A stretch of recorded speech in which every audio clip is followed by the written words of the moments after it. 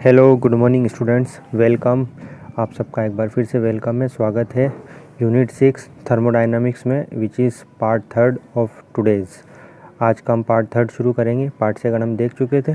So we are discussing types of work. तो हम types of work देख रहे थे, वर्क कितने तरह का होता है। तो हमने एक ये फार्मूला निकाला था वर्क रिवर्सिबल प्रोसेस के लिए, और एक हमने इरिवर्सिबल प्रोसेस के लिए देखा था आइसोथर्मल प्रोसेस में। ठीक, ये दो फार्मूले।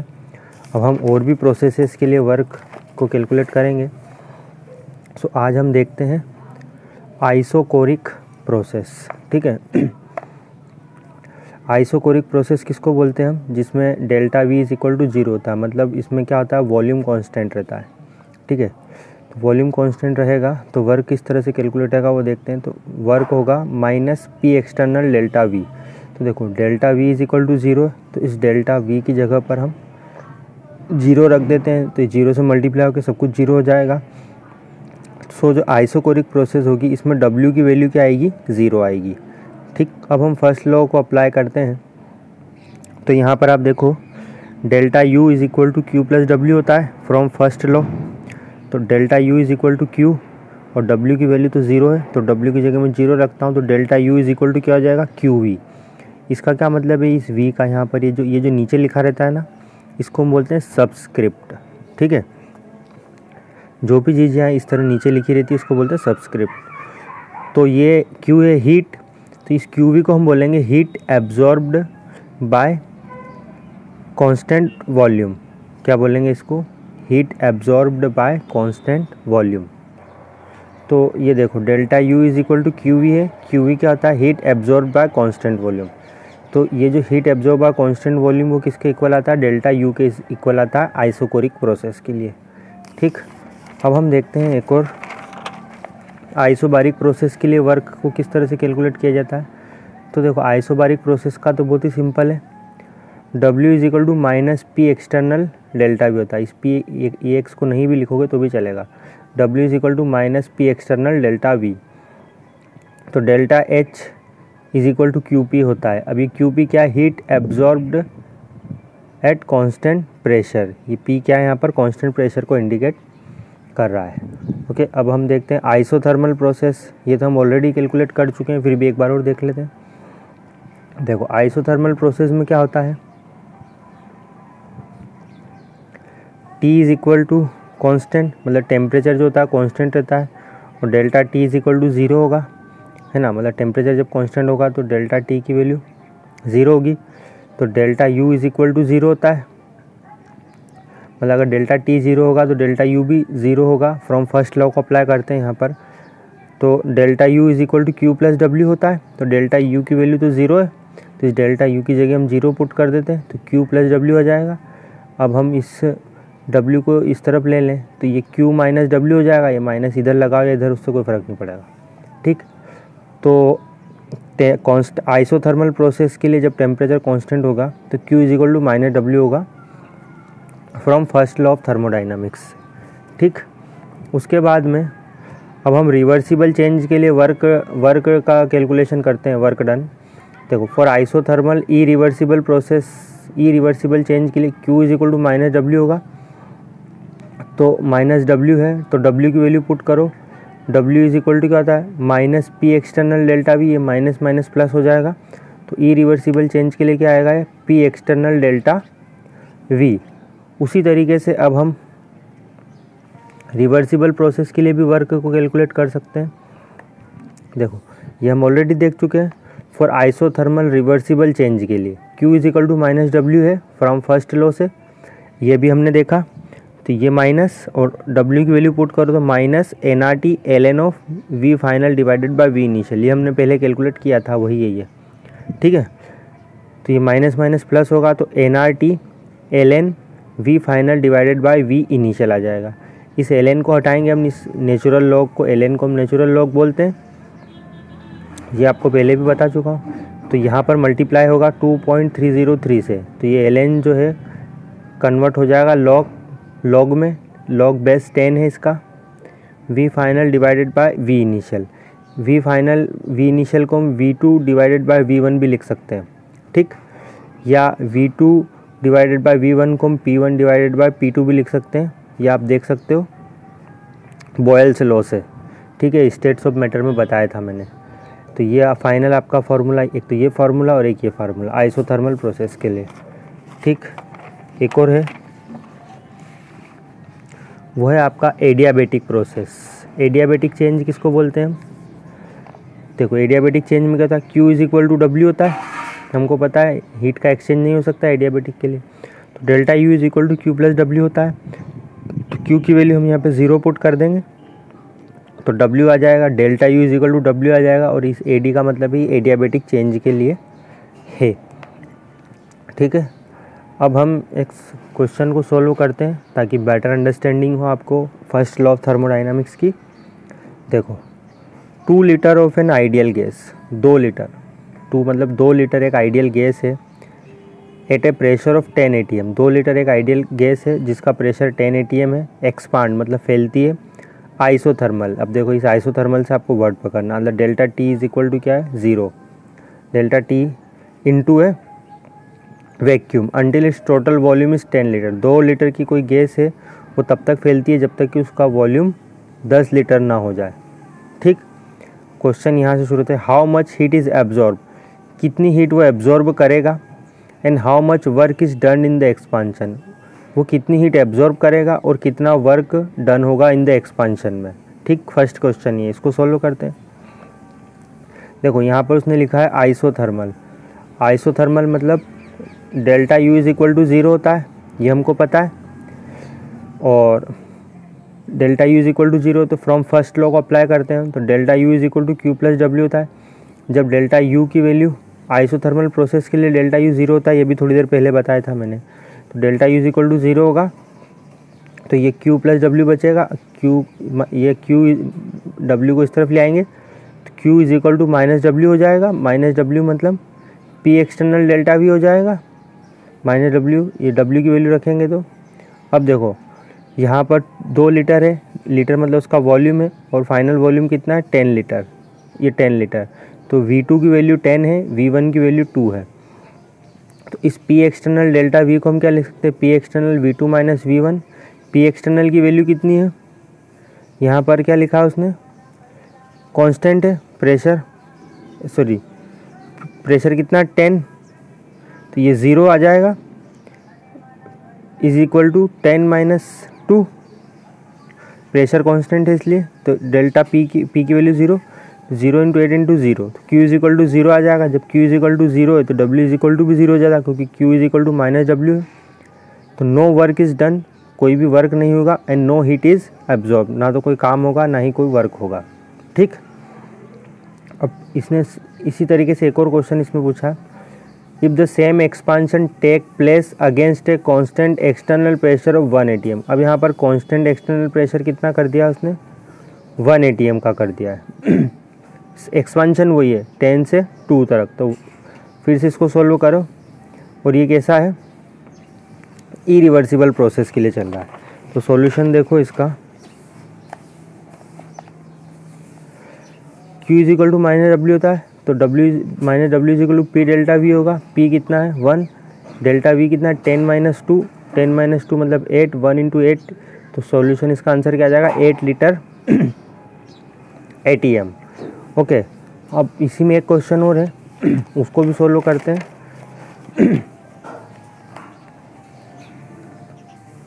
If the same expansion takes place to a final volume of 10 litre, expand हो रही है गैस, फैल रही है, 10 लीटर कंडक्ट रिवर्सिबल, अब प्रोसेस उसने रिवर्सिबल लिख दिया, तो रिवर्सिबल के लिए अब हम रिवर्सिबल वाला फार्मूला अप्लाई करेंगे। ये तो कौन सा था, ई रिवर्सिबल वाला था, तो रिवर्सिबल वाला फार्मूला हमारा ये होता है, ये रहा, देखो Q is equal to minus W होता है तो W की वैल्यू पुट करेंगे तो आंसर आएगा 2.303 nRT log V2 bye V1। ये हमारा फार्मूला है वर्क का, किसके लिए, रिवर्सिबल प्रोसेस के लिए, तो 2.303, इस nRT की जगह हम PV रख सकते हैं, क्योंकि PV is equal to nRT होता है, आइडियल गैस इक्वेशन से PV is equal to nRT होता है, तो इस nRT की जगह पर हम PV लिख देंगे log V2 divided by V1, ठीक। इसको वैल्यू पुट करेंगे, ये 2.303 एज इट इज़, प्रेशर की वैल्यू 10 है, ये रख दी, वॉल्यूम कितना है 2, तो 10 × 2 रख दिया, ठीक। और log V2 divided by V1 कितना है, V2 की वैल्यू 10 है, V1 की वैल्यू 2 है, 2 से 10 को काटा दें 5 आएगा, तो ये क्या बचेगा 2.303 × 10 मल्टीप्लाइड टू log 5। log 5 मतलब हम log टेबल में इसकी वैल्यू देखेंगे, log कैसे सोल्व करना है ये आपको मैंने सिखाया था स्कूल में भी एक बार, और मैं अलग से स्पेशल वीडियो बना दूंगा उसके लिए। यहाँ पे log 50 की वैल्यू 0 पे देखेंगे तो जो सबका मल्टीप्लाई करेंगे तो फाइनल आंसर आ जाएगा आपका 32.2 लीटर ATM। ओके तो ये था कुछ क्वेश्चन फर्स्ट लॉ के। अब हम नया टॉपिक शुरू करते हैं, वो है आपका एंथैल्पी। तो देखो एंथैल्पी क्या होता है, एंथैल्पी पहले हम एक चीज़ और समझ लेते हैं, एक स्टेट फंक्शन किसको बोलते हैं। A physical quantity is said to be state function, कोई भी फिजिकल क्वांटिटी है हम उसको स्टेट फंक्शन बोलेंगे। कब बोलेंगे, if it's value depends only upon the state of the system. किसी भी फिजिकल क्वांटिटी को हम एक स्टेट फंक्शन बोलेंगे कब, जब उसकी वैल्यू किसके ऊपर डिपेंड करेंगी, state of the system, system की स्टेट पर डिपेंड करेंगी। स्टेट मैंने बताया था, and does not depend upon the path by which this state has been attained. वो किस रास्ते से वो वहाँ तक पहुँची है उसके ऊपर डिपेंड नहीं करेगी, पाथ के ऊपर डिपेंड नहीं करेगी, उसकी स्टेट के ऊपर डिपेंड करेगी। जैसे कि मान लो आप एक 10 बिल्डिंग इमारत पर आप नीचे खड़े हो और आप ऊपर जाना चाहते हो, तो आप सीढ़ियों से जाते हो, ठीक है, टॉप फ्लोर पर, सीढ़ियों से पहुंच गए टॉप फ्लोर पर, या फिर आप लिफ्ट से जाते हो।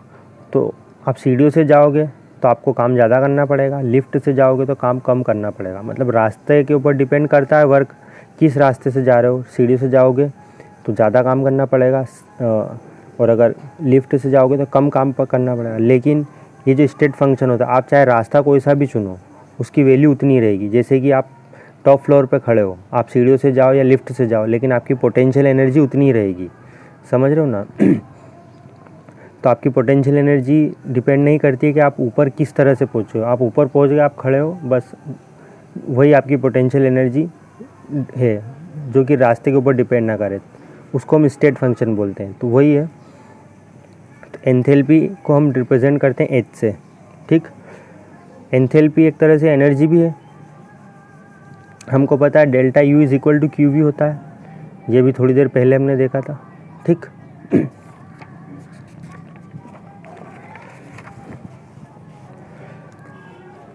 तो अब हम बात कर रहे हैं एट कांस्टेंट एटमॉस्फेरिक प्रेशर पर।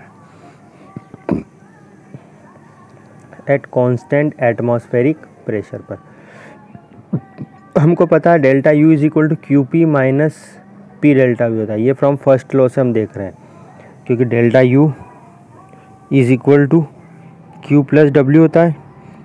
तो देखो डेल्टा U, Q की जगह हम QP लिख दिया हमने, और W हमारा क्या था माइनस P डेल्टा V, मैंने यहाँ से एक्सटर्नल हटा दिया। डेल्टा U को हम क्या लिख सकते हैं, U2 माइनस U1 लिख सकते हैं, equal QP as it is minus P as it is, delta V को हम क्या लिख सकते हैं, V2 माइनस V1 लिख सकते हैं। ऑन रीअरेंजिंग, अब हम इसको रीअरेंज कर दें तो U2 माइनस U1, तो ये QP इस P का V2 में मल्टीप्लाई तो माइनस PV2, इस माइनस P का V1 में मल्टीप्लाई तो ये PV1 हो जाएगा। तो देखो ये जो, अब मैं QP को इधर ले लेता हूँ, ये QP इस पूरे को उठा के इस तरफ ले आएंगे, तो ये हो जाएगा आपका जो ये U वाला जिसमें 2 है, U2 और PV2 इन दोनों को एक साथ लिखेंगे, और U1 और PV1 दोनों को एक साथ लिखेंगे और माइनस कॉमन ले लेंगे। तो ये आपका फाइनल बनेगा U2 प्लस PV2। ये मैथमेटिक्स है, आप इसको आप लॉजिक अप्लाई कर लेना, मैंने बता ही दिया। U2 प्लस PV2 होगा, ये 2 वाले दोनों को एक साथ लिखा, बीच में कॉमन माइनस कॉमन आएगा, तो U1 प्लस PV1 हो जाएगा। तो देखो QP is equal to H होता है, ये मैंने आपको भी थोड़ी देर पहले बताया था, है ना। QP is equal to H, और U2 प्लस PV1 क्यों हम बोलते हैं U प्लस PV, ठीक। अब देखो QP इज इक्वल टू क्या होता है, H2 माइनस ये लिखा मैंने QP is equal to UT plus PV2 minus U1 plus PV1। अब यहाँ पर मैंने एक फार्मूला लिखा है, ये formula H is equal to U plus PV होता है। ये है आपका एंथैल्पी का फार्मूला। तो QP इज इक्वल टू क्या होता है, H2 माइनस H1 या QP is equal to delta H होता है। ये थोड़ी देर पहले मैंने आपको बताया था, ठीक है। तो इस QP की जगह पर मैं डेल्टा H लिख सकता हूँ, क्योंकि QP is equal to delta H होता है। तो इस QP की जगह पर मैंने लिखा delta H। U2 plus PV2 को मैं लिख सकता हूँ, देखो क्या लिख सकता हूँ, डेल्टा U लिख सकता हूँ मैं इस पूरे को, फिर माइनस ये क्या आ जाएगा, P डेल्टा V, ठीक है। ये आपका फाइनल फार्मूला बनेगा फॉर एंथैल्पी के कैलकुलेशन के लिए। ये बहुत important final, delta H is equal to delta U plus P delta V। अब देखो delta H is equal to QP होता है, ये मैंने आपको थोड़ी देर पहले बताया। इज इक्वल टू QP किसको बोलते हैं हम, heat absorb by the system eight constant pressure. QP का मतलब ये है जो भी सिस्टम हीट को एब्जॉर्ब करता है कांस्टेंट प्रेशर पर। अब ये कुछ साइन आप ध्यान रखें, delta H is equal to negative, ये नेगेटिव के लिए इस माइनस V ही लिखा जाता है, ठीक है। तो delta H is equal to negative, delta H की वैल्यू नेगेटिव होगी, कब होगी, एक्सोथर्मिक रिएक्शन के लिए। अगर रिएक्शन एक्सोथर्मिक है तो डेल्टा H की वैल्यू क्या होती है, नेगेटिव होती है। एक्सोथर्मिक मतलब जिसमें कि हीट रिलीज हो, हीट रिलीज, ठीक। और डेल्टा H की वैल्यू पॉजिटिव होती है for endothermic reaction, heat absorb, जब वो हीट को एब्जॉर्ब करे, ठीक। तो हमारा फाइनल फार्मूला है delta H is equal to delta U plus P delta V। अब हमको पता है, देखो एट कांस्टेंट वॉल्यूम मतलब delta V is equal to 0 होता है, ये हम जानते हैं। एट कांस्टेंट वॉल्यूम पर क्या था, delta V is equal to 0 होता है। तो हमारा जो था delta H is equal to delta U, P इस डेल्टा V की जगह में 0 लिख देता हूँ, तो delta H is equal to delta U हो जाएगा। और delta U is equal to QV होता है, ये मैं भी आपको थोड़ी देर पहले भी बता सकता हूँ, delta U is equal to QV होता है। तो delta H is equal to delta U होगा और delta U is equal to QV होगा, कब होगा, एट कांस्टेंट वॉल्यूम पर, जब डेल्टा V की वैल्यू 0 रहेगी, ठीक। इसके बाद में थोड़ा सा और आगे देख लेते हैं। देखो delta H is equal to delta U plus P delta V होता है। ये P डेल्टा V की जगह पर P डेल्टा V क्या होता है, ये आइडियल गैस इक्वेशन देखो, P डेल्टा V, ओके। तो देखो delta H is equal to delta U होता है प्लस P डेल्टा V। तो P delta V is equal to delta NGRT, N क्या है यहाँ पर, मोल ऑफ गैस, ये G फॉर गैस है, मोल्स ऑफ गैस, N क्या है, मोल ऑफ गैस। ये आइडियल गैस इक्वेशन ही एक तरह से P delta V is equal to delta NGRT होता है। तो इस P डेल्टा V की जगह में क्या लिख सकता हूँ, delta H is equal to delta U plus P delta V। इस P डेल्टा V की जगह क्या लिख सकते हैं हम, डेल्टा NGRT। डेल्टा NG किसको बोलते हैं, G फॉर गैस है, तो मोल ऑफ गैस, N क्या होता है, मोल, मोल्स ऑफ गैस क्या होता है, ये N mole of product minus mole of reactant, NP minus NR, P for product और R फॉर रिएक्टेंट, ठीक है। Mole of product minus mole of reactant. देखो delta H is equal to QP होता है, तो इस डेल्टा H की जगह में QP लिख सकता हूँ। तो delta U is equal to QV होता है, तो इस डेल्टा U की जगह में QV लिख सकता हूँ। और डेल्टा NGRT, देखो delta H is equal to QP होता है, delta U is equal to QV होता है, ठीक है। ये हमने देखा था, ओके। सो ये पार्ट 3 में इतना ही, बाकी का पार्ट 4 में हम कुछ प्रॉब्लम सॉल्व करेंगे आगे। सो आप सभी को बहुत बहुत धन्यवाद, शुक्रिया, थैंक यू। तो आपने इतना अपना कीमती समय दिया इस वीडियो को देखने के लिए, और जो हमारा अपना कीमती समय नहीं दे रहे हैं वो एग्ज़ाम में अपना कीमती समय इन सबको दें, ओके। धन्यवाद, शुक्रिया, थैंक यू वेरी मच।